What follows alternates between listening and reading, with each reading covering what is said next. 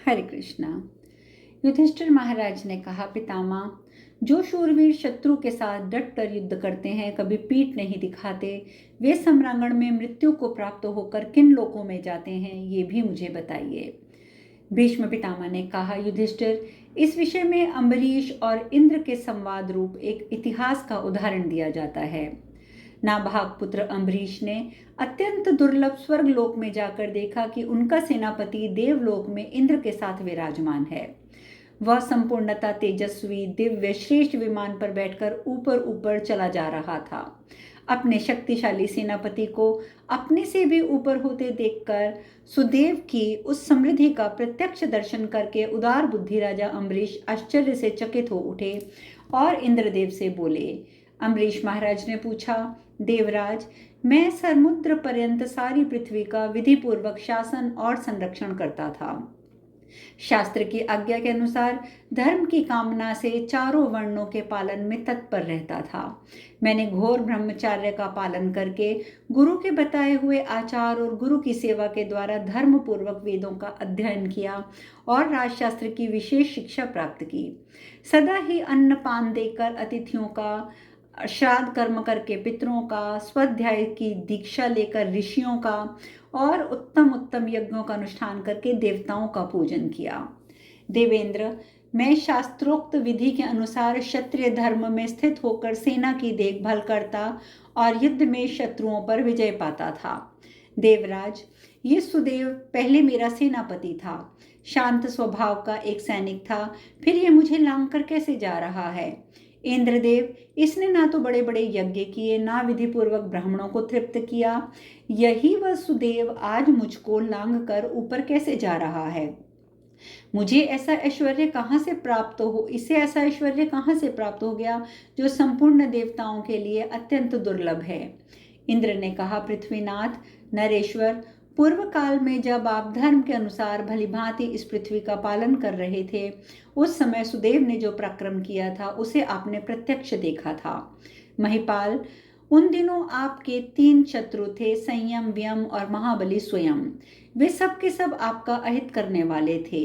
वे शतशृंग नामक राक्षस के पुत्र थे। लोकों में किसी के लिए भी उन तीनों रणदुर्दम राक्षसों का विजय पाना कठिन था। सुदेव ने उन सबको परास्त किया था। एक समय जब आप देवताओं के हित की इच्छा से शुभ मुहूर्त में अश्वमेध नामक महायज्ञ का अनुष्ठान कर रहे थे, उन्हीं दिनों आपके उस यज्ञ में विघ्न डालने के लिए तीनों राक्षस वहां पहुंच गए। उन्होंने 100 करोड़ राक्षसों की विशाल सेना के साथ आक्रमण किया और आपकी समस्त प्रजाओं को पकड़कर बंदी बना दिया। उस समय आपकी समस्त प्रजा और सारे सैनिक व्याकुल हो उठे। उन दिनों सेनापति के विरुद्ध मंत्री की बात सुनकर आपने सेनापति सुदेव को अधिकार से वंचित करके सब कार्यों से अलग कर दिया था। पृथ्वीनाथ, नरेश्वर, फिर उन्हीं मंत्रियों की कपटपूर्ण बात सुनकर आपने उन दुर्जय राक्षसों के वध के लिए सेना सहित सुदेव को युद्ध में जाने की आज्ञा दे दी थी और जाते समय ये कहा था, राक्षसों की सेना को पराजित करके उनके कैद में पड़ी हुई प्रजा और सैनिकों का उद्धार किए बिना तुम यहाँ लौटकर मत आना।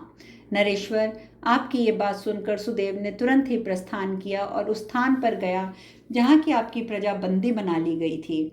उसने महाराक्षसों की महाभयंकर विशाल सेना देखी। उसे देखकर सेनापति सुदेव ने सोचा कि ये विशाल वाहिनी तो इंद्र आदि देवताओं से और असुरों से भी जीती जा सकती है। महाराज, अम्बरीश दिव्य अस्त्र और दिव्य बल से संपन्न हैं, परंतु वे इस सेना के 16वें भाग का ही संहार करने में समर्थ नहीं हैं। जब उनकी ये दशा है, तब मेरे जैसा साधारण सैनिक इस सेना पर कैसे विजय पा सकता है।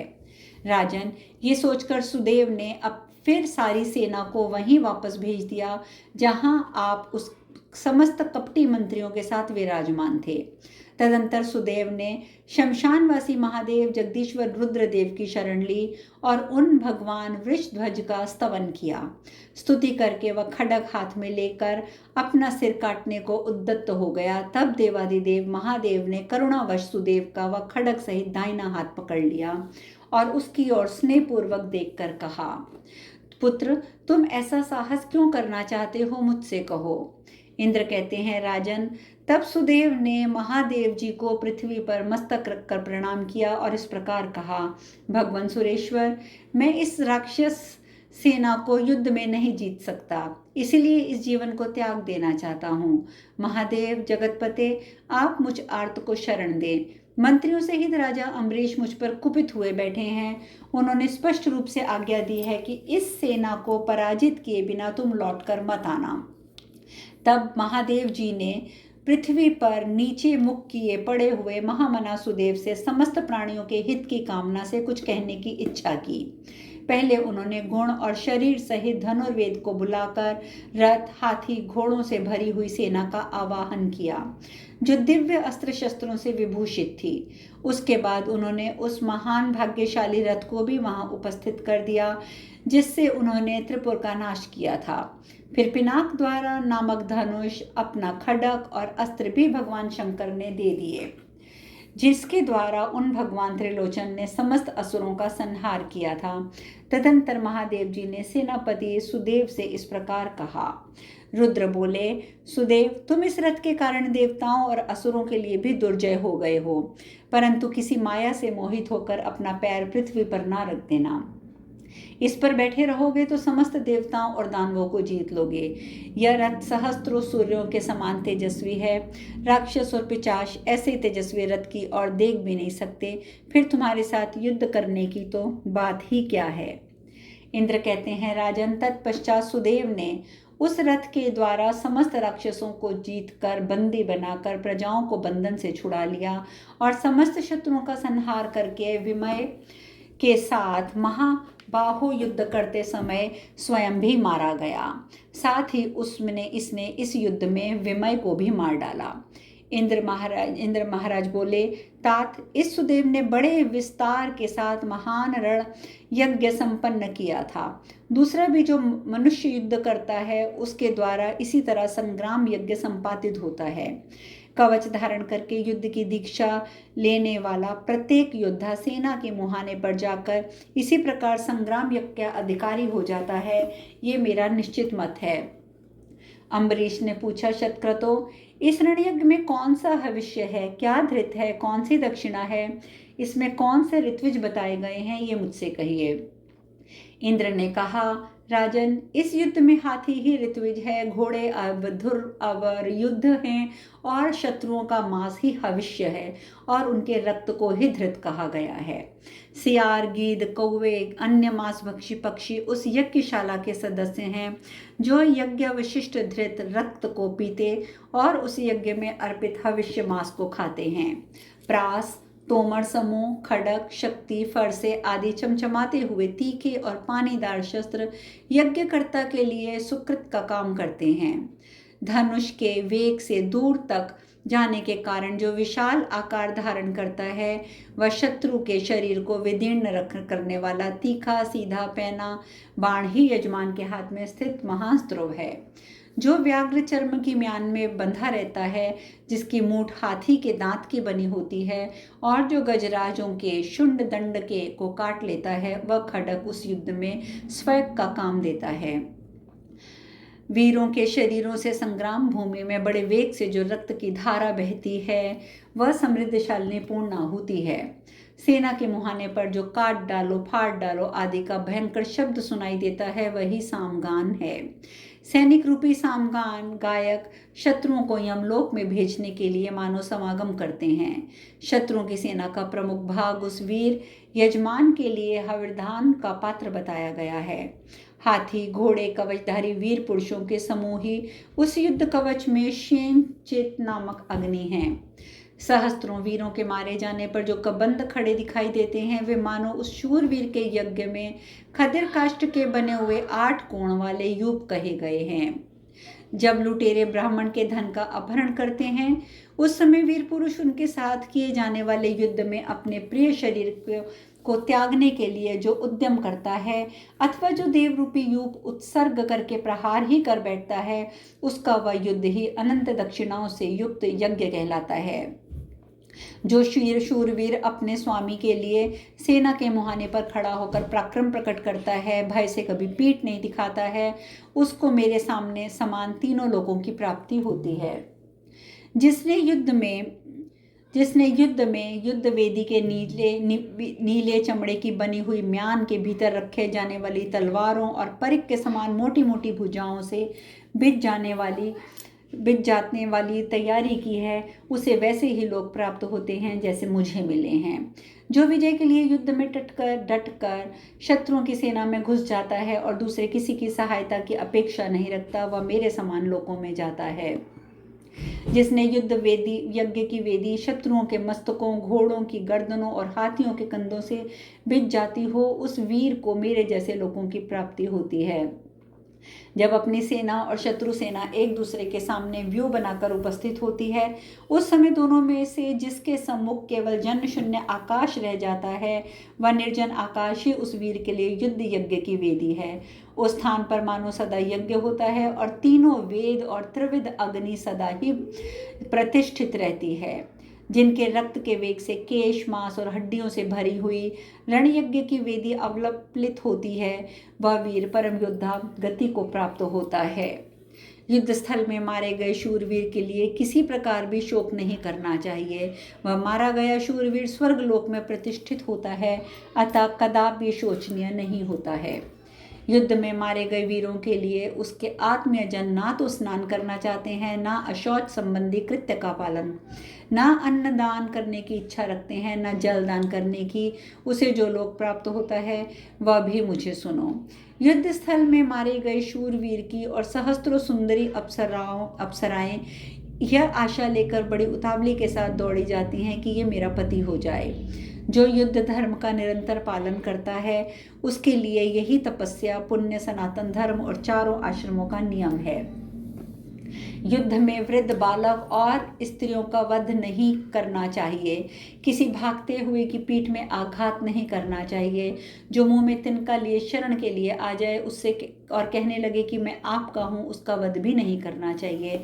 जंब, वृद्धासुर, बालासुर, पाकासुर, सैकड़ों माया जानने वाले विरोचन, दुर्जय, वीर, नमुची, विविध, विशारद, शंभासुर, दैत्यवंशी, विप्रचित तथा प्रहलाद को भी युद्ध में मारकर मैं देवराज के पद पर प्रतिष्ठित हुआ हूँ।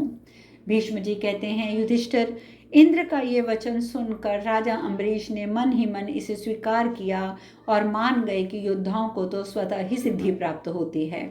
इस प्रकार श्री महाभारत शांति पर्व के अंतर्गत राजधर्म अनुशासन पर्व में इंद्र और अम्बरीश का संवाद विषयक 98वां अध्याय पूर्ण हुआ। भीष्म जी आगे कहते हैं, राजन, इसी विषय में विज्ञ पुरुष इस प्राचीन इतिहास का उदाहरण दिया करते हैं, जिससे ये पता चलता है कि किसी राजा का पतर्दन और मिथिलेश्वर जनक के ने परस्पर जो संग्राम किया था। युधिष्ठिर, यज्ञोपवीत धारी मिथिलापति जनक ने रणभूमि में अपने योद्धाओं को जिस प्रकार उत्साहित किया था वह सुनो। मिथिला के राजा जनक बड़े महात्मा और संपूर्ण तत्वों के ज्ञाता थे।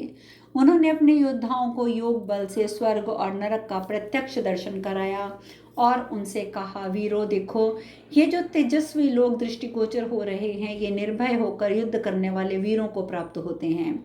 ये अविनाशी लोग असंख्य गंधर्व कन्याओं से भरे हुए हैं और संपूर्ण कामनाओं की पूर्ति करने वाले हैं। और देखो, ये जो तुम्हारे सामने नरक उपस्थित हुए हैं, युद्ध में पीठ दिखाकर भागने वालों को मिलते हैं।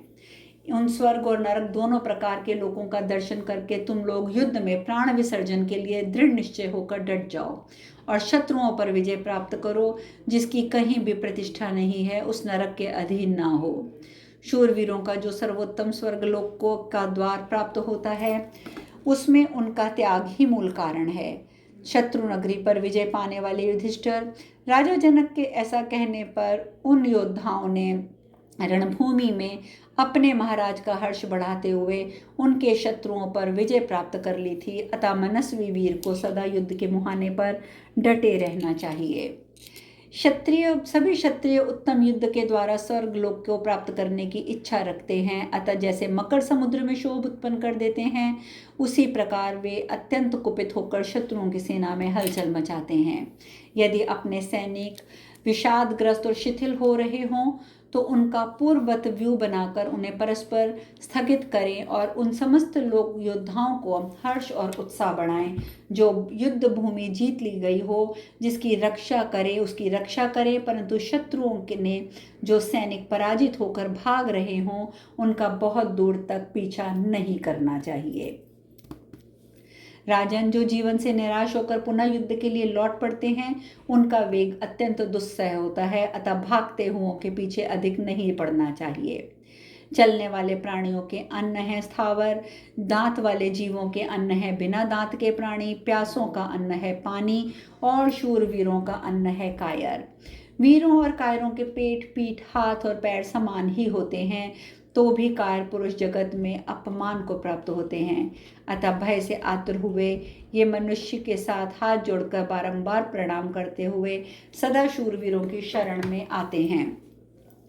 जैसे पुत्र सदा पिता पर अवलंबित होता है, उसी प्रकार ये सारा जगत शूरवीरों की भुजाओं पर ही टिका हुआ है। इसलिए सभी अवस्थाओं में वीर पुरुष सम्मान पाने के योग्य हैं। तीनों लोकों में शूरवीरता से बढ़कर कोई दूसरी वस्तु नहीं है। इस प्रकार श्री महाभारत शांति पर्व के अंतर्गत राजधर्म अनुशासन पर्व में विजय अभिलाषी राजा का वर्ताव विषयक 99वां अध्याय पूर्ण हुआ। राज्य और सेना संबंधित सभी प्रश्नों के उत्तर प्राप्त करने के बाद युधिष्ठिर महाराज ने पूछा, भारत, धर्म का ये मार्ग बहुत बड़ा है तथा इसकी बहुत सी शाखाएं हैं। इन धर्मों में से आप किसको विशेष रूप से आचरण में लाने के योग्य समझते हैं?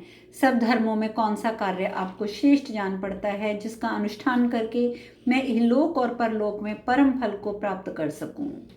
यह प्रश्न सुनकर भीष्म पितामह ने कहा, राजन, मुझे तो माता पिता और गुरुजनों की सेवा पूजा ही अधिक महत्व की वस्तु जान पड़ती है। इस लोक में इस पुण्य कार्य में संलग्न होकर मनुष्य महान यश और श्रेष्ठ लोक पाता है। तात युधिष्ठिर, भली भांति पूजित हुए माता पिता और गुरुजन जिस काम के लिए आज्ञा दें वह धर्म के अनुकूल हो या विरुद्ध उसका पालन करना ही चाहिए। जो उनकी आज्ञा का पालन में संलग्न है उसके लिए दूसरे किसी धर्म का आचरण करने की आवश्यकता नहीं है। जिस कार्य के लिए वे आज्ञा दें वही धर्म है, ऐसा धर्मात्माओं का निश्चय है। ये माता पिता और गुरुजन ही तीनों लोक हैं, यही तीनों आश्रम हैं और यही तीनों वेद और यही तीनों अग्नियां हैं। पिता गहर पंत अग्नि है, माता दक्षिणाग्नि मानी गई है, गुरु आवाहनीय अग्नि का स्वरूप है। लौकिक अग्नियों से माता पिता आदि त्रिविध अग्नियों का गौरव अधिक होता है। यदि तुम इन तीनों की सेवा में कोई भूल नहीं करोगे तो तीनों लोकों को तुम जीत सकोगे। पिता की सेवा से इस लोक को, माता की सेवा से परलोक को और नियम पूर्वक गुरु की सेवा से ब्रह्मलोक को लांघ जाओगे। भरत नंदन, इसलिए तुम त्रिविध लोक स्वरूप इन तीनों के प्रति उत्तम बर्ताव करो, तुम्हारा कल्याण हो। ऐसा करने से तुम्हें यश और महान फल देने वाले धर्म की प्राप्ति होगी। इन तीनों का कभी उल्लंघन मत करना। नृपश्रेष्ठ, इनकी सेवा से तुम कीर्ति, पवित्र यश और उत्तम लोक सब कुछ प्राप्त कर लोगे। जिसने इन तीनों का आदर कर लिया उसके द्वारा संपूर्ण लोकों का आदर हो गया, और जिसने इनका अनादर कर दिया उसने संपूर्ण शुभ कर्म अपने निष्फल कर लिए। शत्रुओं को संताप देने वाले नरेश, जिसने इन तीनों गुरुजनों का सदा अपमान ही किया है उसके लिए ना तो ये लोक सुखद है और ना ही परलोक। अब शेष कथा कल। हरे कृष्णा।